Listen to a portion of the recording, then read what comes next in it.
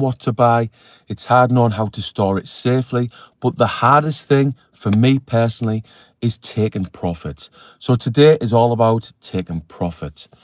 We're going to look at the data I'll be using to help me take profits. I'll give you my latest exit strategy, and I'm even going to shot in some price targets, some speculative price targets. But first, I'm going to tell you the biggest mistake most people make with Bitcoin and crypto. Now, most people I know, friends, family, colleagues, they look at the price for one Bitcoin and they put off. They think it's too expensive. Now, the price for one Bitcoin is currently just over $100,000. So yes, this does price most people out, but this is the wrong way to look at it, in my humble opinion. What you should be looking at is the returns each year compared to things like the S&P 500, property, etc., etc. Now, based on data from Kevo, if you would have invested in Bitcoin over the last 10 years, you would have achieved annualized average returns of over 80%. That is huge and much higher than most assets. So let's just say, because of the ETFs, because big boys like Fidelity and BlackRock are into Bitcoin, there's more capital flooding in. So let's just say them returns are going to reduce over the next 10 years, and it's going to be more like 50%. Now, this is based on historical data, and it's based on people's opinions. Experts, much cleverer, macro experts, much cleverer than me.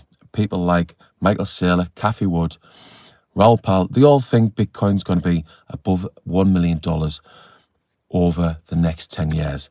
So based on data from Kevo, based on these predictions, let's assume you're going to get 50% returns on Bitcoin each year.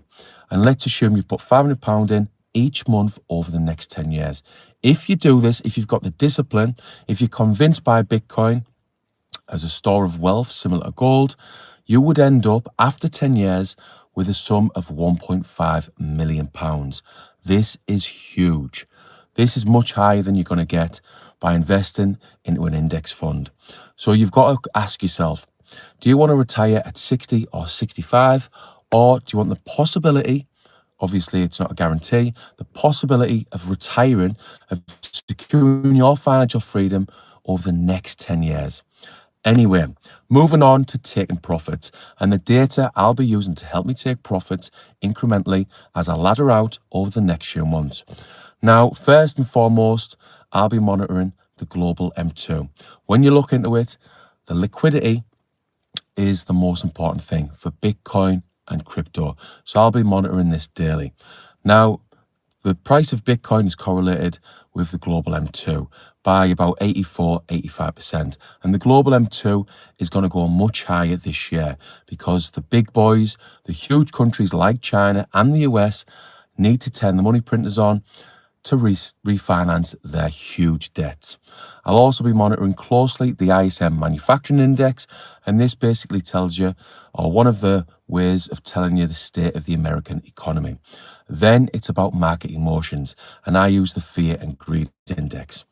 Then technical analysis to help me identify where we are in the cycle, where we are as in terms of direction. Are we in an uptrend, downtrend, sideways? I use things like simple moving average, exponential moving average, which is probably better for crypto because it's more reactive, RSI and volume. Then it's Bitcoin dominance, others dominance, keeping up to date with X and YouTube. And finally, our retail back in. Now, one of the ways you can identify this is by looking on Apple app stores, app chats, should I say. If Binance, Coinbase, and other exchanges are somewhere near the top, you know that retail are back. You're also going to get shitloads of messages from friends and family. What to buy, when to sell, when can I get this 10x, 100x, etc., etc. So that's the data I'm going to be using to help me take profits. Now, if you want to know how I'm going to put it all together to take profits, see below in the description and you can book a one-to-one call. Basically, I discuss exactly how I do it, discuss your risk tolerance, your goals, and help you to take profit with my 8 years of crypto experience. So, my exit strategy, my latest updated exit strategy. As it should be for everyone, my exit strategy is aligned with my risk tolerance and my financial goals. I'll take 50% out in Q2 if and when alt season starts, as I believe it just has over the last few days. I'll take 30% out in Q4 and I'll leave 20% in long term. My tax-free crypto is in my ISA and my SIP.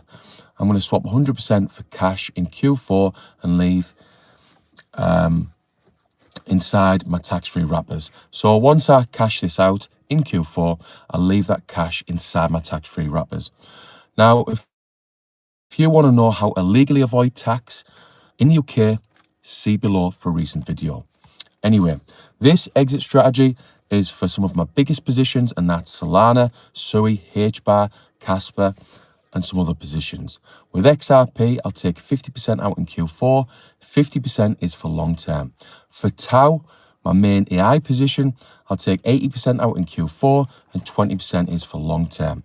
Bitcoin, I'm holding for the next 10 years. As I've said, I think I'm going to get really good returns. So unless it helps me to hit all of my financial goals, I am going to hold Bitcoin for at least 10 years. That's the way I feel currently anyway. So, speculative price targets. Now, this is a bit of fun, bit of speculation, and as always, nothing in this video should be taken as financial advice. I'm just trying to help you with my experience. So, price targets. Solana, $750. Sui, $15. This is conservative, and Sui is my biggest hope for 2025. Let's put it that way. HBAR, $1.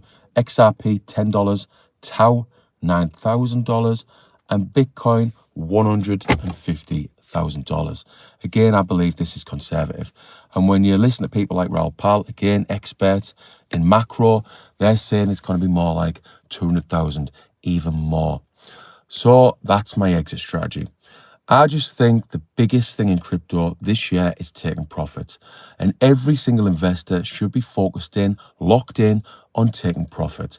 Now, you might not have the same strategy as me, laddering out. You might have a different one. The main thing is that you have one and you don't just try and time the market top. Most investors who do this, pretty much every investor, fail miserably.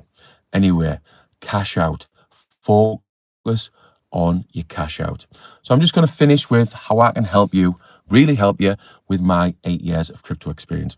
Now, as I've said, if you want me to help you with a cash out, you can book a one-to-one call. See below for more details. I've also got a crypto community on School. In that community, you're getting 4 investing courses that get you to where you need to be. So let me give you an example of my main course, Crypto Investing Made Simple.